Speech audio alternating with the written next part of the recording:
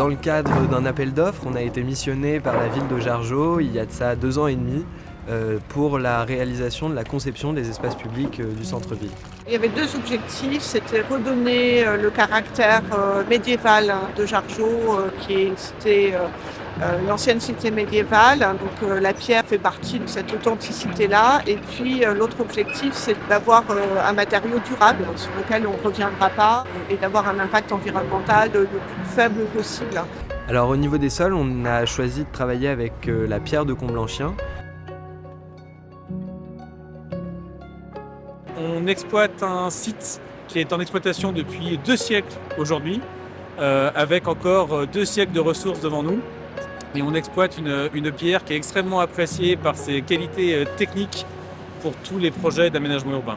Alors quand on parle de qualité technique, c'est une excellente résistance à la compression, une excellente résistance en flexion, une ingéniosité et des qualités donc, qui sont parfaites pour l'aménagement urbain.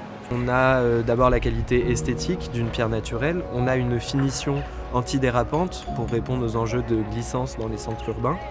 Cette pierre est un matériau clair, ce qui permet de réduire les températures en milieu urbain d'en moyenne 2 à 4 degrés.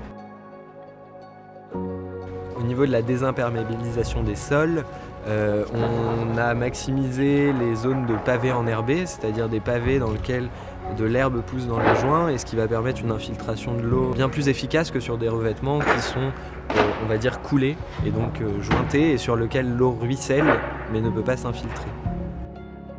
Alors on nous a demandé de végétaliser le centre-ville. Un centre-ville médiéval, par définition, s'oppose à la nature et ne comporte pas de végétation.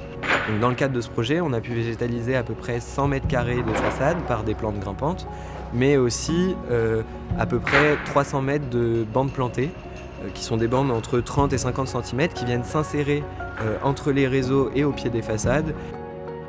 Notre travail que l'on fait aujourd'hui, on le fait avec des matériaux qui sont durables, mais surtout des matériaux qui sont modulaires, démontables, et qui donc vont permettre de pouvoir réintervenir au fil des années, au fil des décennies.